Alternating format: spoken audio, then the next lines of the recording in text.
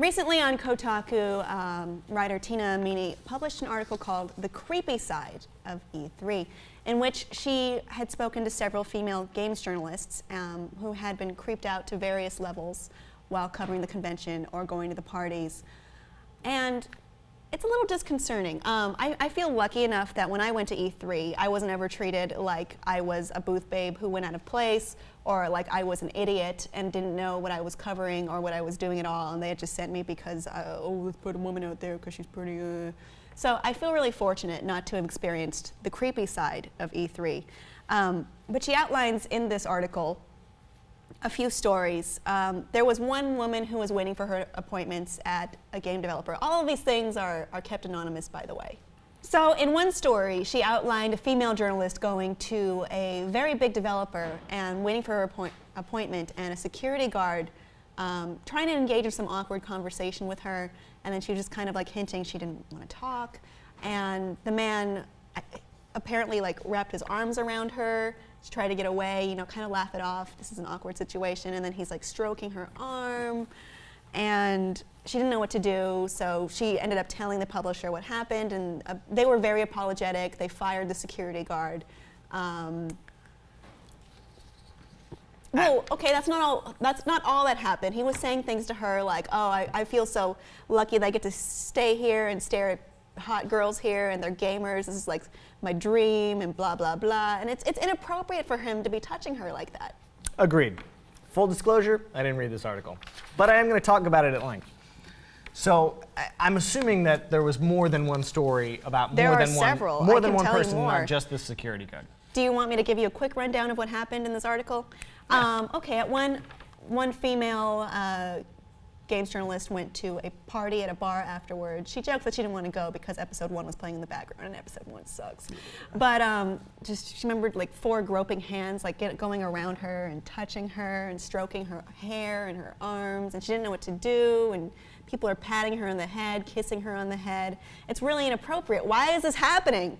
Why is this happening at E3? Was she a small puppy? No, but they were treating her like one, I guess. I don't know if they were drunk or what, but it's still not appropriate. These men were apparently game developers. There was another one where a woman was wearing a dress at a party, and people were like, oh, are you a booth babe? Take a picture with me. Isn't it your job to take a picture with me? And she's not a booth babe. She's a professional. There are no more booth babes at E3. That is true. That was outlawed 2007, 2008? I was there in 2007, and there were booth babes, so maybe slightly 2008. After that.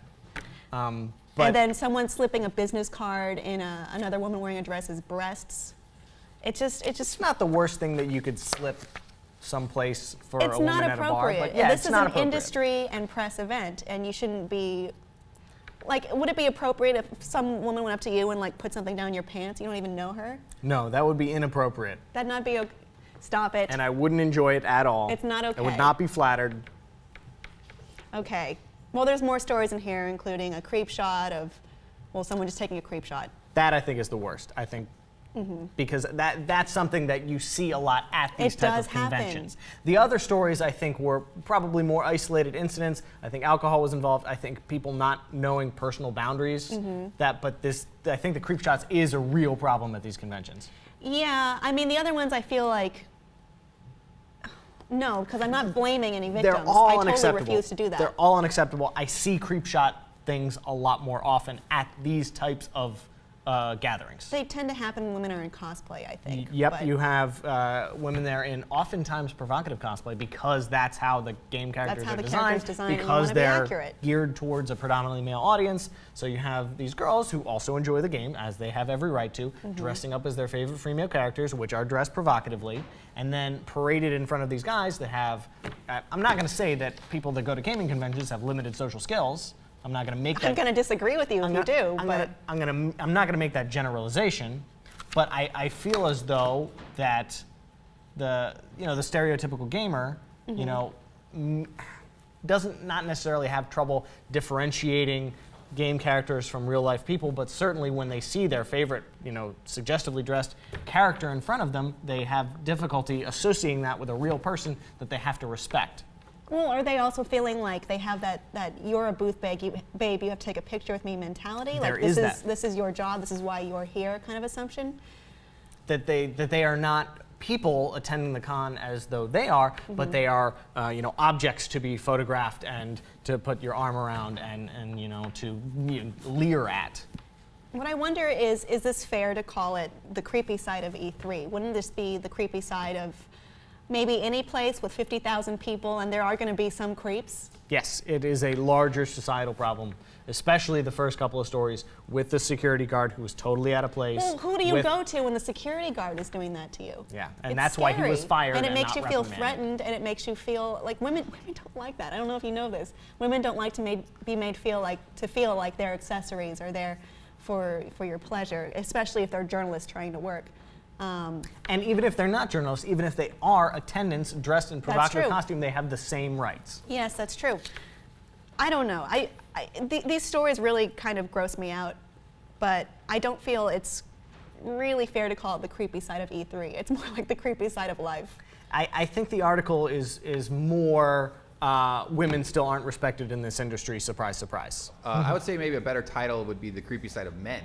I mean, this is a male-dominated industry, right? I mean, I don't know the numbers, but I assume a majority of video game players are male. Let's just go with the convention attendance. And okay, the convention attendance. So men are creeps. Men are like I'm one. I'm a creep.